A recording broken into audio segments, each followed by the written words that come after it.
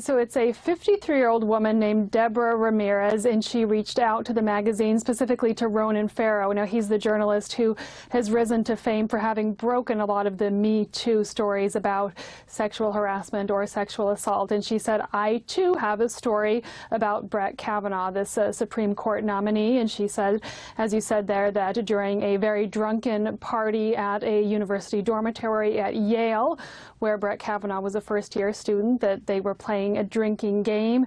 She alleges that he very aggressively exposed himself to her to the point that she had to push him away. Now, the timing on this really makes it a bombshell, knowing that her story came out, her allegations, just hours after the first accuser, Christine Blasey Ford, who we've been talking about for about a week now, agreed finally to testify before the Senate. That hearing is coming up on Thursday. It could definitely be a make or break for Kavanaugh's nomination, determining whether or not it moves forward and whether he gets that coveted seat on the U.S. Supreme Court.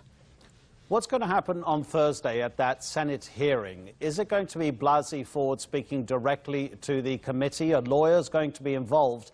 But even more importantly, is it going to make any difference to eventually Kavanaugh possibly becoming a Supreme Court justice? Mitch McConnell, the Senate Majority Leader, says whatever she says, the Senate is going to vote for Kavanaugh to become this judge. Because am I, Mitch McConnell, going to ruin Kavanaugh's career based on an allegation?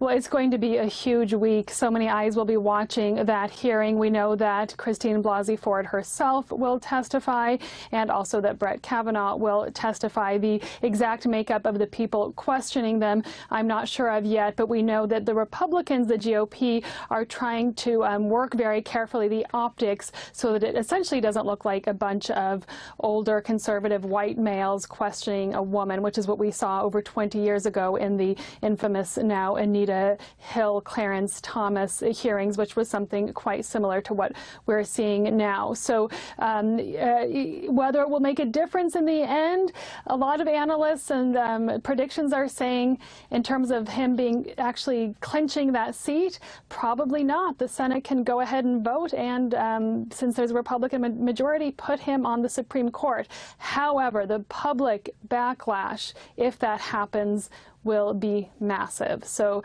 a huge week in this developing story of the Supreme Court nomination in the U.S. And who's the public backlash against? Is it against the Republican Party? Is it against President Trump, who Mitch McConnell had told in a private conversation that your tweets about Kavanaugh and this whole nomination process are not helping? Who's suffering the most here, the party or the country's leader?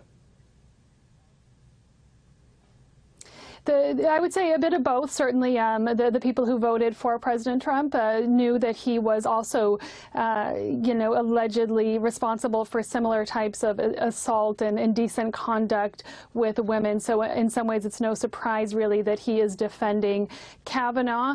For many years now, it's been said that the GOP, the conservatives, are evolving away from being a party that in any way supports women or women's rights. And the heart of this is that Kavanaugh, or whomever ends up on the Supreme Court, will likely be making the decision over whether or not to overturn Roe versus Wade, which for many American women on all sides of the political debate is considered one of the most important issues, whether or not they have full rights over their body and the right whether or not to choose an abortion.